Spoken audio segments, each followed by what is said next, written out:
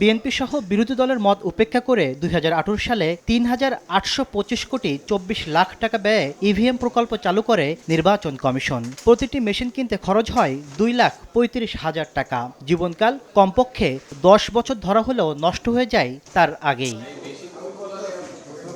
রাজনৈতিক পট পরিবর্তনের পর ইভিএম মেশিন ব্যবহার না করার ঘোষণা দিয়েছে নির্বাচন কমিশন। এরই মধ্যে ইভিএম প্রকল্পের বাস্তব চিত্র দেখতে অভিযান চালায় দুদক। দেখা যায় বেশিরভাগ মেশিন নিম্নমানের ও অকার্যকর। হদিস মেলেনি অন্তত ১৬০০ মেশিনের।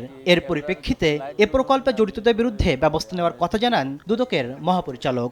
ইভিএম মেশিনগুলো অযত্ন অবহেলায় পড়ে আছে, যেগুলিকে বাহ্যিক দৃষ্টিতে কর্মক্ষম বলে মনে হয়নি। যাচাইকালে মেশিনসমূহের যান্ত্রিক ত্রুটি পরিলক্ষিত হয়, যা নিম্নমানের মেশিন ক্রয়ের ইঙ্গিত বহন করে। এদিন শাহজালাল আন্তর্জাতিক বিমানবন্দর সহ কয়েকটি বিমানবন্দরের উন্নয়ন প্রকল্প থেকে ৮১২ কোটি টাকা লুটপাটের অভিযোগে ৪টি মামলা করেছে দুদক। আসামির তালিকায় আছেন ক্ষমতাচ্যুত প্রধানমন্ত্রী শেখ হাসিনার সামরিক উপদেষ্টা তারেক সিদ্দিকী, সাবেক বিমান সচিব মুহিবুল হক, সাবেক বেসামরিক বিমান চলাচল কর্তৃপক্ষের চেয়ারম্যান এম মফিদুর রহমান সহ সংশ্লিষ্টরা।